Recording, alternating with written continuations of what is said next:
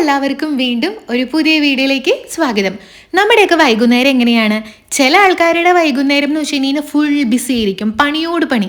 ഞാൻ ഈ വൈകുന്നേരം എന്ന് പറയുന്നത് രാത്രി ഉറങ്ങണേക്കാട്ടിലും മുന്നേ ഒരു സമയമുണ്ടല്ലോ, ആ സമയമാണ് കേട്ടോ. ഫുൾ പണിയായിരിക്കും. അതായത് അടുക്കളയിൽ നിന്ന് പണിയൊക്കെ കഴിഞ്ഞിട്ട് നേരെ പോയി ബെഡിൽ കിടന്ന് ഉറങ്ങണം, അങ്ങനെ ഒരു കൂട്ടരുണ്ടായിരിക്കും. ചില ആൾക്കാരെന്ന് വെച്ച് കഴിഞ്ഞാൽ എന്താ പറയുക, ഇങ്ങനെ റീലൊക്കെ ഇങ്ങനെ ഫോണിൽ ഇങ്ങനെ തോണ്ടി അങ്ങനെ ഇരുന്ന് ഒരു രസമില്ലാത്ത രീതിയിൽ കൊണ്ടുപോകുന്ന കുറച്ച് ആൾക്കാരുണ്ടായിരിക്കും. പക്ഷെ ചില ആൾക്കാർ നല്ല പ്രൊഡക്റ്റീവായിട്ട് പിറ്റേ ദിവസത്തേക്ക് വേണ്ട സംഭവങ്ങളൊക്കെ ചെയ്ത് അവരുടേതായിട്ടുള്ള കുറച്ച് സമയമൊക്കെ കണ്ടെത്തിയിട്ട് അടിപൊളിയായിട്ട് ഈവനിങ് സ്പെൻഡ് ചെയ്തിട്ട് പോയി കിടന്നുറങ്ങുന്ന ആൾക്കാരുണ്ടാവും അല്ലേ. നമ്മൾ ഒരു ദിവസത്തെ വൈകുന്നേരം അടിപൊളിയായി കഴിഞ്ഞാൽ നമുക്ക് നല്ല പോലെ കിടന്നുറങ്ങാൻ പറ്റും. പിറ്റേ ദിവസത്തേക്കുള്ള കുറേ കാര്യങ്ങൾ നമ്മൾ ചെയ്ത് വെച്ചാൽ നമുക്ക് സമാധാനമായിട്ട് കിടന്നുറങ്ങാൻ പറ്റും. സമാധാനമായിട്ട് നമ്മൾ ഒരു ദിവസം കിടന്നുറങ്ങി കഴിഞ്ഞാലോ പിറ്റേ ദിവസം രാവിലെ നമുക്ക് നല്ല അടിപൊളിയായിട്ട് എഴുന്നേക്കാനും പറ്റും. അപ്പോൾ നമ്മൾ ജാപ്പനീസിലോട്ടേക്ക് വീണ്ടും തിരിച്ചു വന്നിരിക്കുകയാണ്. 1-2 പേര് കമൻ്റ് ഇട്ട് ചോദിച്ചിട്ടുണ്ടായിരുന്നു, ജപ്പാൻകാരെ ഞാൻ അങ്ങനെയൊന്നും മറക്കൂല. ഓക്കെ, അപ്പോൾ ജപ്പാനിലെ വീട്ടമ്മമാർ ഫോളോ ചെയ്യുന്ന ഒരു ഈവനിങ് റൊട്ടീൻ ഉണ്ട്. അതെന്താണെന്ന് നോക്കിയാലോ. അപ്പം ആദ്യം തന്നെ നമുക്കങ്ങ് കുളിന്നങ്ങ് തുടങ്ങാം. ഇവർ പക്ഷേ ഫസ്റ്റ് കുളിക്കൂല, അങ്ങനെയല്ല, ഉറങ്ങാൻ പോണേക്കാട്ടിലും മുന്നായിട്ടാണ് ഇവർ കുളിക്കുക. എപ്പോഴും പറയണ പോലെ ചെറു ചൂടുവെള്ളത്തിലാണ് കുളിക്കുന്നത്. ആ ചെറു ചൂടുവെള്ളത്തിൽ ഇവരുണ്ടല്ലോ സീസൺ അനുസരിച്ചിട്ട് മാറി മാറി കുറച്ച് സാധനങ്ങളൊക്കെ ഇട്ടിട്ടാണ് കേട്ടോ കുളിക്കുന്നത്. ഒന്നാമത്തത് ഉപ്പ്. ഈ ഉപ്പിട്ട് ഞാനും ഇടയ്ക്ക് കുളിക്കാറുണ്ട്. കല്ലുപ്പ് വേണം എന്നാണ് പറയുക, പക്ഷേ എൻ്റെ കയ്യിൽ കല്ലുപ്പ് ഇല്ലാത്തത് കൊണ്ട് ഉള്ള ഉപ്പ് വെച്ച് അഡ്ജസ്റ്റ് ചെയ്ത് ഞാൻ കുളിക്കാറുണ്ട് കേട്ടോ.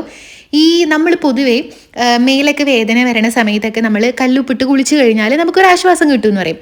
അത് പേശികൾക്കൊക്കെ അയവ് കിട്ടിയിട്ട് അങ്ങനെയൊക്കെയാണ് നമ്മൾക്ക് വരണത്. പിന്നെ ഈ ഉപ്പെന്ന് പറയുന്നത് കുറേ പേര് പറയുമല്ലോ, ഒരു നെഗറ്റീവ് എനർജി, നെഗറ്റീവ് വൈബ്രേഷനെ കളയാൻ, ലൈക്ക് റിമൂവ് ആക്കാൻ വേണ്ടിയിട്ട് നമുക്ക് യൂസ് ആക്കുന്നത്. എനിക്കതിൽ എന്തൊക്കെയോ ഒരു വിശ്വാസമുള്ളത് കൊണ്ടായിരിക്കാം, എനിക്ക് അങ്ങനെ എന്തെങ്കിലുമൊക്കെ തോന്നേണ്ട സമയത്ത് ഞാൻ ചെറിയ ചൂടുവെള്ളത്തിൽ ഉപ്പിട്ട് കുളിക്കാറുണ്ട്. ഒരു സുഖം കിട്ടാറുണ്ട്.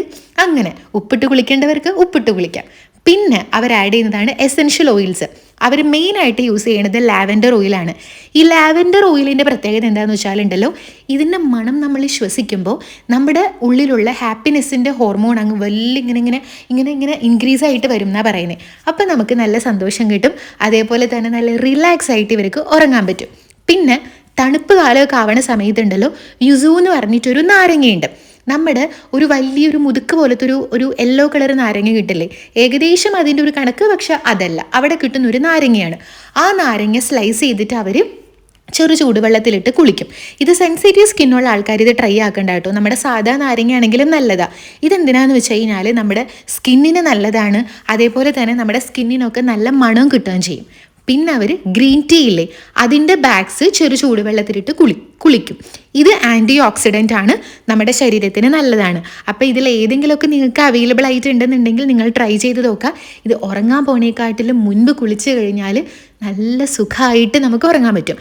അപ്പോൾ അവർ മുറ തെറ്റിക്കാണ്ട് ഫോളോ ചെയ്തുകൊണ്ട് പോകുന്ന ഒരു സംഭവമാണ് ഉറങ്ങാൻ പോണേക്കാട്ടിലും മുന്നേ ചെറു ചൂടുവെള്ളത്തിൽ ഒരു കുളി, അത് നിർബന്ധം. പിന്നെ മോർണിംഗ് പ്രെപ്പ്. പിറ്റേ ദിവസത്തേക്ക് എന്താണെന്നുള്ളത് അവർ റെഡിയാക്കി വെക്കും. ഒരുപാട് പേര് അലട്ടുന്ന പ്രശ്നമാണ്, രാവിലെ എഴുന്നേൽക്കുമ്പോൾ എന്തുണ്ടാക്കും, ഉച്ചയ്ക്ക് എന്തുണ്ടാക്കും, വൈകിട്ട് എന്തുണ്ടാക്കും. വീട്ടമ്മമാരുടെ ഒരു പ്രധാന പ്രശ്നമാണ് ഈ ഭക്ഷണം എന്തുണ്ടാക്കും എന്നുള്ളൊരു ചോദ്യം.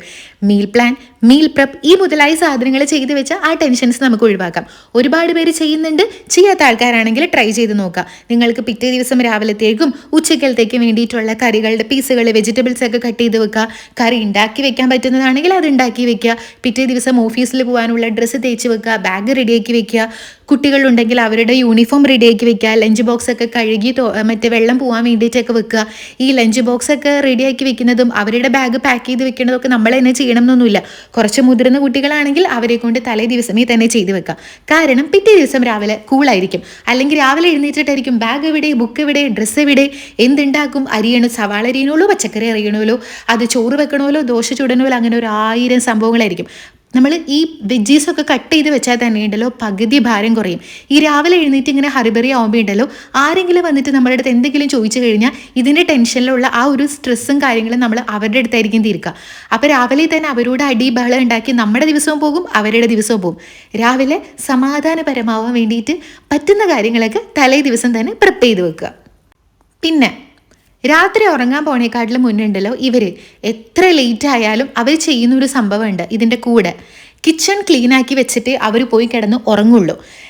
ഞാനൊക്കെ പൊതുവേ ക്ലീൻ ചെയ്ത് വെക്കും. പക്ഷേ ഈ പറയണ പോലെ ഓഫ് ഡേയ്സിലൊക്കെ നമ്മൾ പുറത്തൊക്കെ പോയിട്ട് വരുമ്പോൾ ചിലപ്പോൾ അത് കഴിഞ്ഞ് വന്നിട്ട് കുക്ക് ചെയ്യുകയാണെന്നുണ്ടെങ്കിൽ ക്ഷീണമൊക്കെ ആയിട്ട് ചില ദിവസങ്ങളിൽ ക്ലീൻ ചെയ്യാണ്ട് നമ്മൾ ഇരിക്കാറുണ്ട്.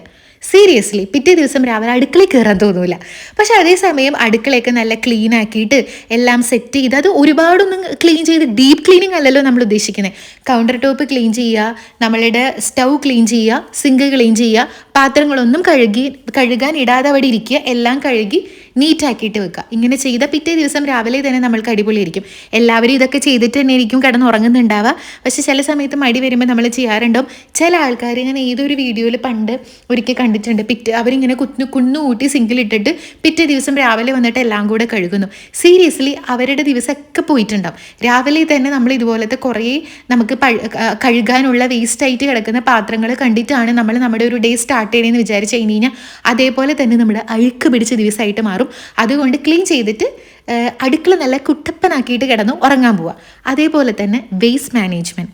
നമ്മുടെ നാട്ടിലൊക്കെ എനിക്ക് പിന്നെ പൊതുവേ തോന്നുന്നു, നമ്മൾ അപ്പളപ്പളേ തന്നെ നമ്മുടെ വീട്ടിലൊക്കെ ഉണ്ടായിരുന്ന സമയത്ത് നമ്മൾ സവാളയുടെയോ പച്ചക്കറിയുടെ വേസ്റ്റൊക്കെ ഉണ്ടെന്നുണ്ടെങ്കിൽ അപ്പളേ തന്നെ നമ്മൾ ചെടികൾക്കൊക്കെ കൊണ്ടുപോയി ഇടും. പക്ഷെ ഇവിടെ ആകുമ്പോൾ നമ്മൾക്ക് അങ്ങനെയൊന്നും ഇല്ലാത്തത് കൊണ്ട് നമ്മൾ ആ കവറിൽ വെച്ചിട്ട് ഉച്ചയ്ക്ക് അല്ലെങ്കിൽ വൈകുന്നേരമാണ് കൊണ്ടുപോയി കളയാറുള്ളത്.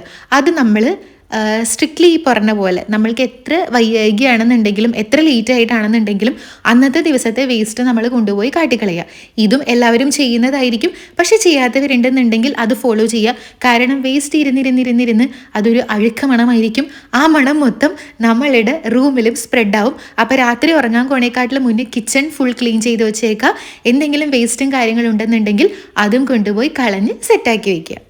പിന്നെ കഴിഞ്ഞ വീഡിയോയിൽ പറഞ്ഞ പോലെ ഇവരിപ്പോഴും ഫോളോ ചെയ്യുന്ന ഒരു സംഭവമാണ് കേട്ടോ, ഡിജിറ്റൽ ഡീറ്റോക്സ്. അതായത് എല്ലാ ഭക്ഷണമൊക്കെ കഴിച്ച് എല്ലാം കഴിഞ്ഞ് കഴിയുമ്പം കുറച്ച് നേരം ഫോണും കാര്യങ്ങളും ഒന്നും ഇല്ലാതെ അവർ ഫാമിലിയുടെ കൂടെ സ്പെൻഡ് ആക്കാൻ വേണ്ടിയിട്ട് സമയം കണ്ടെത്താറുണ്ട്. നമ്മളും അതേപോലെ തന്നെ ചെയ്യണം. ആ കഴിഞ്ഞ വീഡിയോയിൽ പറഞ്ഞ പോലെ ഇങ്ങനത്തെ കമ്മ്യൂണിക്കേഷൻ ഇല്ലാത്തത് കൊണ്ട് നമ്മുടെ റിലേഷൻഷിപ്പിലൊക്കെ ഒരുപാട് പ്രശ്നങ്ങളൊക്കെ ഇപ്പോൾ കുറേ പേര് ഉണ്ടാവാറുണ്ട്.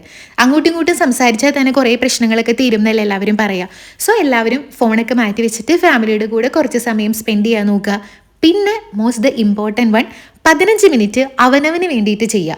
ആ ഉറങ്ങണേക്കാട്ടിലും തൊട്ട് മുന്നുള്ള ഒരു 15 മിനിറ്റ് ഉണ്ടല്ലോ, അത് നമുക്ക് വേണ്ടി നമ്മൾ മാറ്റി വയ്ക്കുക. ഇഷ്ടപ്പെട്ട കാര്യങ്ങൾ ചെയ്യുക. ബുക്ക് വായിക്കാൻ ഇഷ്ടമുള്ള ആൾക്കാർക്ക് ബുക്ക് വായിക്കാം, പാട്ട് കേൾക്കാൻ ഇഷ്ടമുള്ള ആൾക്കാർക്ക് പാട്ട് കേൾക്കുക, പിന്നെ ഡയറി എഴുതാൻ ഇഷ്ടമുള്ളവർക്ക് ഡയറി എഴുതാം. അതേപോലെ തന്നെ ഗ്രാറ്റിറ്റ്യൂഡ് ജേണലില്ലേ, അത് നിങ്ങൾക്ക് എഴുതാം. അങ്ങനെ നമുക്ക് എന്താണോ ചെയ്യാൻ ഇഷ്ടം.